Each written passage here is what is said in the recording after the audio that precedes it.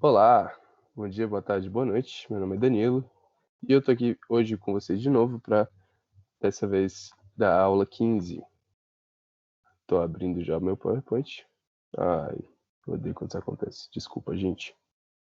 Eu não vou nem cortar essa parte. Vocês vão ter que me aturar abrindo o PowerPoint aí. Vamos, abre. Bora, bora, bora. Pronto. Vou ver. Foi, abriu, graças a Deus. Então, estou aqui hoje para falar da aula 15, o método científico como ética da pesquisa. Tá? Hoje, eu vou estar aí apresentando o segundo capítulo do livro A Lógica da Pesquisa Científica, de Karl Popper. E, em primeiro lugar, o que eu queria dizer com o título é que a gente está falando sobre uma busca do Popper de encontrar meios para um método científico adequado dentro da compreensão popperiana de ciência. Sendo assim, pode-se dizer que o método científico funcionaria como uma ética da pesquisa, de modo que fizéssemos algo justo e certo dentro da pesquisa, algo sistematizado, para que houvesse um progresso real na ciência. E bom, aqui eu já passo o slide. Tem aqui a foto do Popper, uma citação dele que eu não achei a fonte. Essa citaçãozinha inicial e a informação dele eu peguei do site eBiografia, eu acho. É biografia. Então, se alguém quiser conferir depois, está lá. E vamos ao que interessa, né? E bom, Popper inicia o capítulo apresentando o que seria o problema da teoria do método científico. Ele, de modo consensual com tantos outros pesquisadores, também aceita a teoria proveniente de um método científico, dentro de uma relação de semelhança com a epistemologia, ou seja, a teoria do conhecimento e também uma relação de semelhança com a lógica da pesquisa científica. Aqui, ele também vai distinguir que a teoria do método, ou seja, a teoria que investiga o método em si mesmo, no contexto em que ela própria não está limitada necessariamente a uma análise lógica das relações entre enunciados científicos, mas tem a função de falar sobre a escolha dos métodos, certo? E isso quer dizer que a teoria do método ela é responsável por observar e questionar os métodos científicos em questão, mas não é necessariamente o trabalho dela o próprio trabalho do método. O que eu quero dizer? O trabalho de produção de teorias científicas via uma sistematização padronizada e aceita consensualmente no meio acadêmico. É isso que o método faz, né? Então, a teoria do método vai falar sobre os tipos de método, qual é o melhor método, por que eu deveria usar tal método, enfim. Então, aqui a gente já pode ir para o próximo slide. Passo. Aqui é a parte que o Popper vai falar por que são indispensáveis as decisões metodológicas. Nessa parte do capítulo, o Popper ele começa com duas perguntas a fim de justificá-las posteriormente. Né? Ao longo desse capítulo, ele vai tentar justificar essas perguntas. A primeira é: que são regras de método científico e por que necessitamos delas? A segunda é: pode existir uma teoria de tais regras, uma metodologia? Daí, a partir desses dois questionamentos, Popper responderá que essas perguntas exigem um posicionamento, isto é, elas exigem uma atitude em relação ao que é a ciência. E ainda sobre essa atitude, Popper apresenta três possibilidades. Eu separei em três possibilidades para minha leitura do texto. Talvez se vocês lerem o texto, vocês vão ter outras. Não sei, pode ser duas possibilidades. Eu separei em três para ficar bem facinho. Por um lado, a primeira possibilidade é a derivada do positivismo, ou seja, aquela atitude de que a ciência empírica, aqui eu faço um adendo, que um parêntese, a ciência empírica a gente tem que lembrar que ela diz respeito aos fenômenos e questões da natureza, né, de modo amplo. Enfim, a primeira atitude é a que essa ciência empírica ela é dada por meio de um sistema de enunciados que satisfaz critérios lógicos, como a significatividade e a verificabilidade, por exemplo. No entanto, por outro lado, a segunda possível atitude, e inclusive a atitude que o próprio Popper vai adotar, tem a ver com a concepção de teoria científica de Popper, pois ele vai assumir que a atitude em relação à ciência empírica deve ser dada através da característica falseável dessa ciência, ou seja, da possibilidade de submeter essa ciência a revisões, a críticas e a substituições posteriores, bem como refutações também. E, por último, os pesquisadores que adotam uma posição de responsabilidade sobre a análise da capacidade de a ciência progredir, bem como a tarefa de decidir entre sistemas teóricos conflitantes. Aí, para ilustrar, vocês lembram do exemplo da natureza da luz na aula 11, que era entidades teóricas e realidade empírica? Então, aqui nessa última possibilidade de atitude, a tarefa do cientista seria efetivamente a capacidade de optar entre a teoria corpuscular e a teoria ondulatória, como foi aquele caso da aula 11, os dois exemplos que eu sugeri, já que essas duas teorias elas diferenciavam em um ponto específico. Por exemplo, né? Só um exemplo para ilustrar. No entanto, o Popper ele admite que a imposição de uma análise puramente lógica das teorias não é, talvez, a melhor forma de encarar a ciência. Ele vai insistir bastante nessa tecla. E eu digo isso porque ele fala que essa análise não leva em conta o progresso e as alterações das teorias científicas, né? Dessa forma, não seria suficiente para garantir a atitude tomada por Popper diante da ciência, a atitude de falsificabilidade. Assim, eu cito o livro.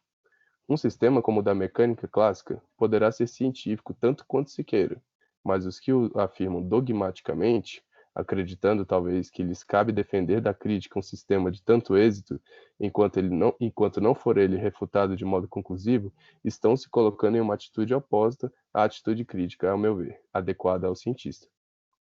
Então, esse caráter falseável, né, que o Popper tanto defende, não é no sentido de que a teoria deve, de fato, ser refutada de modo conclusivo, né, de descartar ela, de jogar ela fora. Mas, inclusive, o Popper ele entende que esse tipo de refutação ele não seria possível, já que dentro do contexto da ciência empírica sempre será possível discordar de resultados experimentais, ou que as diferenças entre esses resultados experimentais e a própria teoria seriam apenas diferenças aparentes e passíveis de desaparecimento à medida em que houvesse um avanço da compreensão científica. Sendo que, por fim, se alguém desejasse uma refutação de modo conclusivo, mas que dissesse respeito a teorias da ciência empírica, então esse ser refutador não poderia nem utilizar desculpem. Então esse ser refutador ele não poderia nem utilizar a experiência para a refutação, tirando a possibilidade de saber em que parte a teoria estava errada e, por conseguinte, né, acabando com a ideia de refutar. E eu digo isso porque a refutação ela exigiria a negação do resultado experimental de determinada teoria, mas essa refutação não poderia utilizar a experiência por se tratar de uma prova estrita, ou seja, uma demonstração estrita da negação. Portanto, Popper conclui que a ciência empírica não pode ser caracterizada somente em termos lógicos formais. E não só isso, mas defende que, se nós admitíssemos a ciência empírica apenas em termos lógicos, nós seríamos forçados a impor um nível meio que dogmático a teorias científicas. O motivo pelo qual Popper apresenta essa problematização é a tentativa de mostrar como os métodos, bem como a escolha desses métodos, podem caracterizar a ciência empírica de forma mais satisfatória.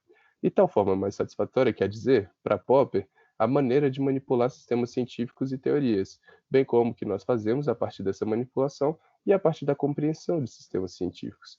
Em seguida, Popper enuncia certas regras que seriam adequadas, de acordo com ele, para o cientista empenhado na pesquisa.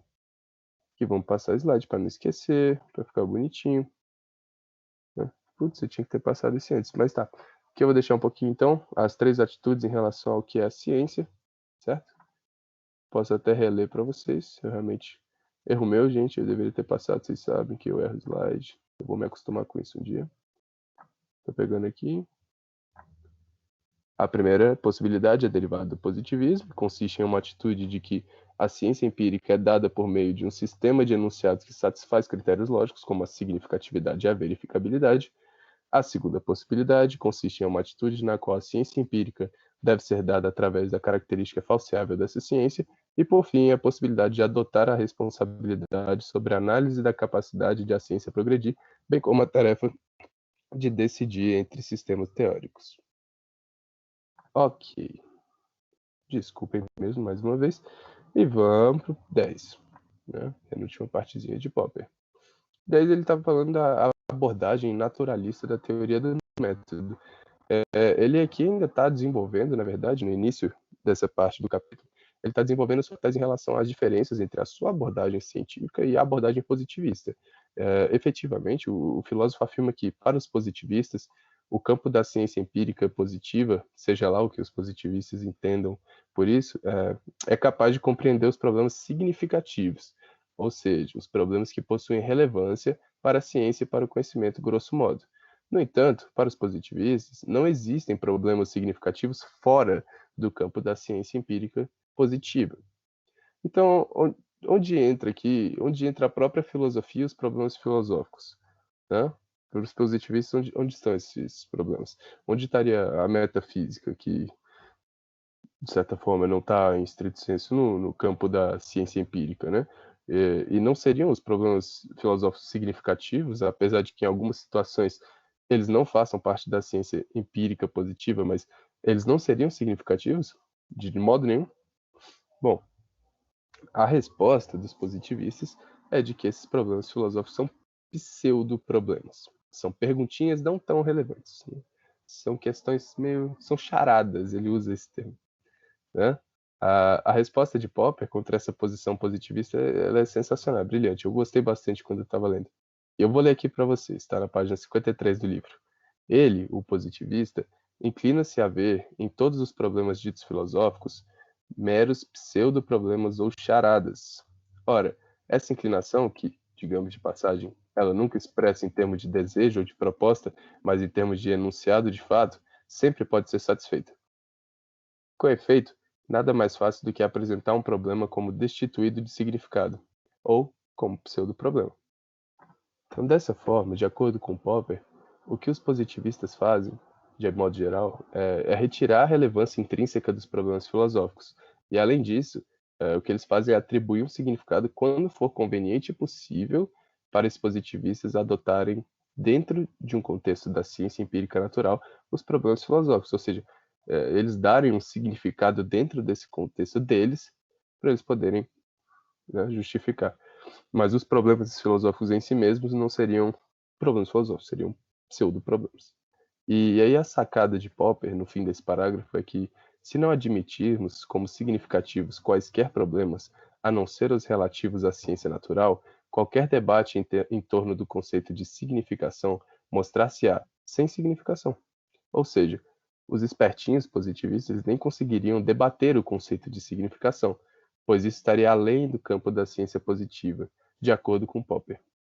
Essa questão da significação se tornaria, no aspecto positivista, um dogma, uma verdade absoluta, e ela não admitiria nem a falseabilidade, muito menos a superação e a discussão desse conceito. Popper continua com uma série de apontamentos sobre o positivismo.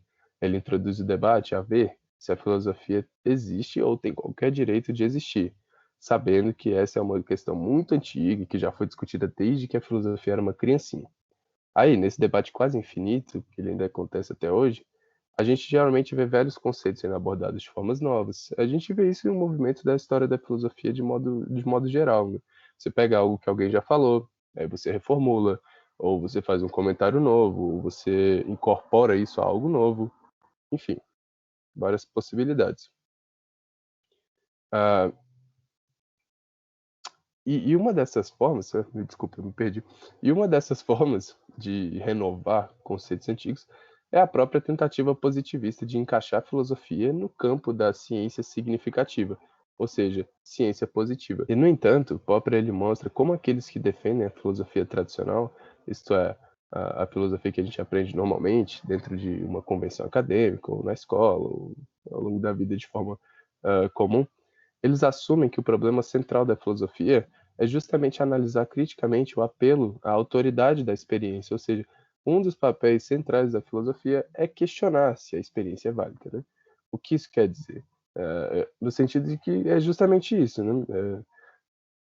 A filosofia muitas vezes vai se perguntar, ela vai investigar até que ponto a experiência nos é útil para o conhecimento, ou para a ciência, para os métodos em geral.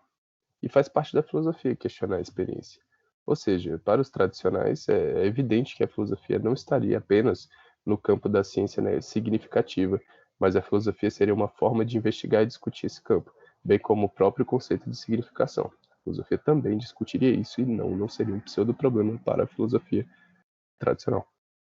Ainda que essa defesa seja humilde, atenciosa, nossos queridos colegas positivistas não ligariam, pois essa conversa toda está além da ciência empírica e, portanto, desprovida de relevância e significado para eles. É bem legal, então, ver Popper ele defendendo a estruturação da ciência empírica por meio do método dessa ciência, depois de termos visto a posição dos positivistas para contrastar, né? E, bom, nesse aspecto que a gente viu dos positivistas, só para fechar, é que para eles só existem tautologias lógicas. Tautologias lógicas fazem parte da lógica formal e de modo geral, grosso modo mesmo, são argumentos que em todos os casos são verdadeiros, né? São sempre verdadeiros. E para eles também só existem ou essas tautologias lógicas ou os enunciados empíricos, aquilo que a gente apreende da experiência. Além disso, podemos dizer que a concepção que admite que a metodologia é uma ciência empírica, enquanto é o estudo do comportamento efetivo dos cientistas ou do processo efetivo da ciência, pode ser chamada de metodologia naturalista ou teoria indutiva da ciência. Ainda sobre isso, Popper discorda dessa abordagem naturalista, pois, mais uma vez, ele não identifica a metodologia com a ciência empírica. Ou seja, a metodologia e a ciência empírica elas não possuem uma relação de identidade para Popper. A conclusão é que se trata sempre de uma convenção, quando precisamos definir o que pode ser chamado de ciência e quem pode ser chamado de cientista. E, embora seja uma convenção, não elimina a possibilidade de virar um dogma, o que poderia acontecer nessa abordagem naturalista e, de fato, seria inaceitável para Popper. Assim, pelo mesmo motivo da rejeição da posição positivista, Popper também rejeita a concepção naturalista, no sentido de que não a entende como uma crítica. Não, desculpa, no sentido de que ele não entende a posição naturalista como crítica, né? Que ela não faz o ato de criticar e, portanto, não é considerada nem metodologia, nem ciência dentro dos critérios popperianos. Por fim, Popper aponta suas discordâncias da seguinte forma: essa crítica, por mim dirigida contra a concepção naturalista, diz respeito não apenas ao critério de significação por ela admitido, mas também à sua concepção de ciência e, portanto, à sua concepção de método empírico. Agora vamos para a parte legal. Passar o slide, né, campeão? Passar o slide foi difícil. Passou, moleque, boa. Dificuldade, nossa senhora. Então vamos lá, a última parte, né? As regras metodológicas apresentadas como convenções. Estabelecemos então que as regras metodológicas elas são entendidas como convenções. Aqui o Popper vai tomar muito cuidado para distinguir convenções que poderiam virar dogmas ou convenções de um modo mais amplo, né? E, de certo modo, são as regras que permitem a existência e a padronização da compreensão da ciência empírica. Em outras palavras, as regras devem servir como um guia e como um alicerce da ciência empírica. Certamente, Popper utiliza o termo regras em um sentido restrito ao que diz respeito à busca por uma metodologia adequada para a ciência empírica. Popper vai chamar essas regras de regras para o jogo da ciência. Depois esclarece algumas distinções entre essas regras e o uso da lógica pura, na seguinte citação. Está no finalzinho da página 55 e no início da página 56. Se as regras da lógica pura governam transformações de fórmulas linguísticas, o resultado de um estudo a propósito das regras do xadrez poderia talvez intitular-se lógica do xadrez, mas dificilmente lógica, pura e simples. Analogamente, o resultado de uma investigação a respeito das regras do jogo da ciência, ou seja, da pesquisa científica, pode intitular-se lógica da pesquisa científica. Quis ler esse trecho também para ilustrar que Popper ele utiliza o exemplo com o próprio título do seu livro. Eu achei isso legal porque ele está integralizando tudo nesse livro, ele está deixando tudo bem compactadinho, né? Popper era um grande pensador, certamente. Muito bom. Enfim, aqui ele não está utilizando o termo método, da mesma forma que os positivistas utilizaram a lógica, porque eles estão falando de assuntos distintos e que merecem tratamentos distintos, né? Então, o filósofo ele propõe dois exemplos simples. O filósofo propõe dois exemplos simples de regras metodológicas, justamente para mostrar que o método visado por Popper e a investigação puramente lógica são questões distintas. Eu tenho que checar aqui no slide, eu não estou vendo o slide, só para vocês terem uma ideia. Eu quero ver. Beleza, tá aqui então. Ó, 1. O jogo da ciência é, em princípio, interminável. Quem decida um dia que os enunciados científicos não mais exigem prova, e podem ser vistos como definitivamente verificados, retira-se do jogo. E o segundo, né? Uma vez proposta e submetida à prova a hipótese e tendo ela comprovado suas qualidades, não se pode permitir seu afastamento sem uma boa razão. Uma boa razão será, por exemplo, sua substituição por outra hipótese, que resista melhor às provas, ou falseamento de uma consequência da primeira hipótese. Daí o que Popper está dizendo é que essas duas regrinhas elas mostram como poderiam ser caracterizadas regras metodológicas e como elas são diferentes da lógica pura, ainda que possam ser chamadas de regras lógicas, porque tem uma lógica dentro delas. Lógica pura, eu acredito que o sentido de lógica pura seja uma lógica que trata de um conteúdo puramente ideal, que trata de um fundamento formal para uma teoria. E sendo assim, a diferença mencionada por Popper é que, e eu cito, embora a lógica possa talvez estabelecer critérios para decidir se um enunciado é suscetível de prova, ela certamente não se preocupa com a questão de saber se alguém se disporá a fazer a prova. E acredito também que Popper acentua essa diferença justamente pela relevância que a crítica e a prova possuem para ele. Todo o modelo de ciência popperiano ele é pautado na falseabilidade e na crítica, né, na prova. Após essas duas regras exemplares e essa distinção, o Popper vai buscar o estabelecimento de regras próprias para a caracterização da ciência, de modo que ela seja definida através de regras metodológicas. Além disso, ele visa ao procedimento de modo sistemático, propondo que se coloque uma regra fundamental, ou seja, uma regra inicial com utilidade de norma da qual as outras regras consequentes dependem, certo? Uma regra suprema, ele vai falar. E essa regra não tem o objetivo de dogmatizar a ciência, mas pelo contrário, ele a propõe justamente para que toda a construção científica em cima dessa regra possa estar submetida ou a uma prova, ou a uma substituição posterior, ou a uma refutação, né? E além disso, o filósofo defende que essa sistematização funciona em concordância com a primeira regra proposta por ele. Relembrando, é a regra que descarta qualquer enunciado científico que não possa ser submetido à demarcação. Isso é, qualquer enunciado científico que não possa ser submetido à prova.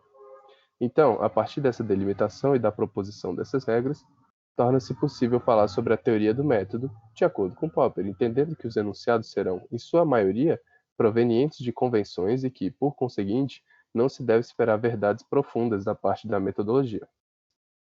Eu fecho aqui com outra citação, está na página 57. Só a partir das consequências de minha definição de ciência empírica e das decisões metodológicas dela dependentes, poderá o cientista perceber até que ponto ela se conforma com a ideia intuitiva que tem acerca do objetivo de suas atividades. E por último, Popper mostra a diferença dessa concepção para os olhos de um filósofo, uma vez que é um pouco estranho um filósofo propondo as mesmas investigações metodológicas dentro da filosofia. E, no entanto, a relevância do método adotado por Popper na filosofia é a possibilidade de, por exemplo, revisar a teoria do conhecimento, revisar a epistemologia, é a possibilidade de criar novas hipóteses e a finalidade de continuar fazendo filosofia. Essa roda fica andando. E Popper finaliza sua justificação sobre relevância e utilidade das convenções metodológicas. A aula de hoje é bem mais curtinha. Eu acho que eu não passei esse último slide, mas aqui a gente vai ler esse último slide para fechar a aula. Né? A citação que eu falei, só a partir das consequências de minha definição de ciência empírica e das decisões metodológicas dela dependentes, poderá o cientista perceber até que ponto ela se conforma com a ideia intuitiva que tem acerca do objetivo de suas atividades. Eu coloquei justamente esses dois trechos para eles contrastarem, porque em um ele está falando que o método dele vai ser super relevante para o cientista, e aí ele faz uma distinção do cientista para o filósofo. Depois ele mostra como essa distinção ela, ela não é tão definitiva, no sentido de que ela não isola tanto assim o filósofo do cientista, mas obviamente tem uma diferença, tanto de objeto de estudo quanto de meios de estudo, né? E ele vai falar na outra citação: o filósofo, por sua vez, só aceitará minha definição como útil se puder aceitar-lhe as consequências. Temos de dar-lhe garantia de que essas consequências nos habilitam a identificar incongruências e inadequações em teorias mais antigas do conhecimento e a relacioná-las aos pressupostos e convenções fundamentais em que elas têm suas raízes. Mas também temos de dar-lhe garantia de que nossas propostas não se acham ameaçadas pelos mesmos tipos de dificuldades. Esse método de identificação e resolução de contradições aplica-se também dentro do campo da ciência. Viram essa última frase? Esse método de identificação e resolução de contradições aplica-se também dentro do campo da ciência. Então, mesmo que tenha uma distinção para o filósofo e para o cientista, tem um ponto em que os dois conversam, né? Sempre vai ter. Não sei como é que eu paro aqui. Peraí. Vai embora. Então vocês, tá, gente? Fiquem aí no vídeo ainda, eu vou me despedir. Eu ia parar aqui o compartilhamento, mas não tô conseguindo. Enfim. Então é isso. Meu nome é Danilo, essa provavelmente é a última vez que vocês vão ver nesse curso. Eu peço muitas desculpas por qualquer coisa. Eu espero que tenha sido útil para vocês de algum modo.